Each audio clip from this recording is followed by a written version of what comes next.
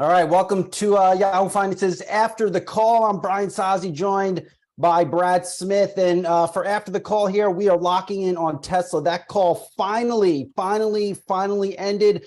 Investors were greeted by, I would say, Brad, a little bit of a sleepy Elon Musk, which would make sense because he's trying to get to profitability on Twitter and also dealing with a lot of courtroom cases. But you're probably wondering what is going on with the stock after hours. And we have seen a strengthening in Tesla's stock price as that earnings call has gone along. A couple of reasons why I think here, if you distill that earnings call like I'm about to do right now. First up, Tesla, Brad, really teased cost cuts throughout that earnings call. Of course, they started off their earnings release teasing a more efficient operation. You saw CFO Zach Kirkhorn really play that up on the earnings call. You saw Elon Musk lock in on them being a more efficient company. Really battening down the hatches in terms of how they operate their business, really playing into the buzzword right now in tech, that is cost cuts to improve profits inside of a slowing economy. Now, Elon also warned about a pretty severe recession. We'll get to that a little bit later. Next thing that I think is driving the stock price here, Brad, Elon and his team really confirmed that the Tesla Cybertruck will in fact begin production this year. Now, the street wanted to see this weird-looking angular truck production starting mid-year. Elon said that would start in the summer. Ultimately, volume production will kick off in 2024. I think the street really liked hearing that this Cybertruck will finally reach some form of production at this point this year. Also, too, here, and we have the audio for this one here, Brad. The gross profit margin outlook into this earnings call for Tesla very much in focus. There was some concern with Tesla cutting prices recently pretty aggressively to stoke demand. Would that automotive gross profit margin dip below 20%? Of course, that would be a big, huge decline if that did in fact happen. Here's what CFO Zach Kirkhorn said on the call. There's certainly a lot of uncertainty about how the year will unfold, but I'll share what's in our current forecast for the moment.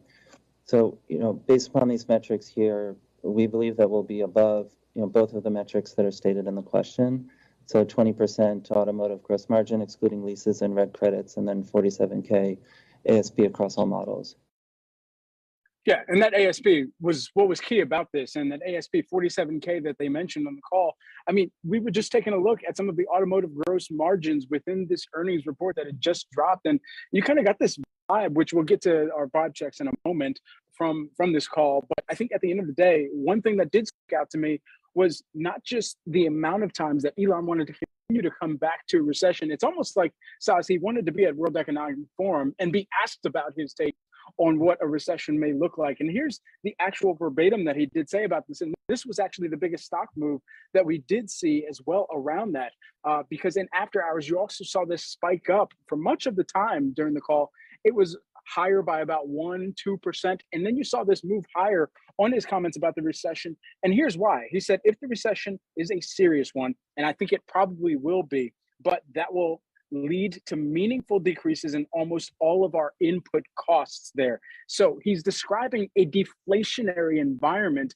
That is what some of the investors really latched onto, a deflationary environment, at least for some of those input costs, materials, and what have you. And so that particularly is what we did see some of that share price action on, even in the extended hours here. But it was remarkable to see how long it took for somebody to ask about Twitter as well. Of course, they were taking questions from Say, and the question really was, look, dude, you're spending a lot of time on this other baby, this other child that you've just been able to kind of bring into your home, the Musk home, but not the Tesla home. However, it's taking time away from how much time you spend with us.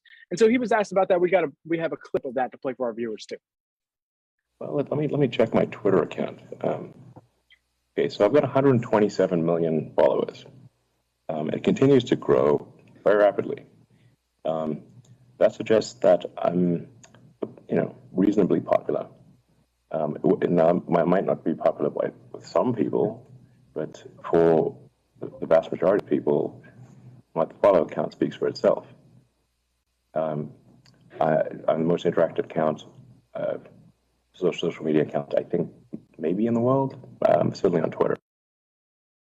All right. Brad, I was supposed to get to some vibe checks here on this conference. Well, hold on. just because he has 127 million Twitter followers, does that mean he's super popular? It means what it does mean is that he's an important dude, important person on the platform that he owns. And there has been a real concern, various polls, Elon scoffed at a YouGov poll. I think he, in fact, said who could trust them. But still, the fact is, his comments on Twitter and the way he's been acting is not CEO-like, and it has impacted this brand. You may not see it in sales for the fourth quarter, but maybe you'd see it at some point this year with Tesla and its various models. Yeah,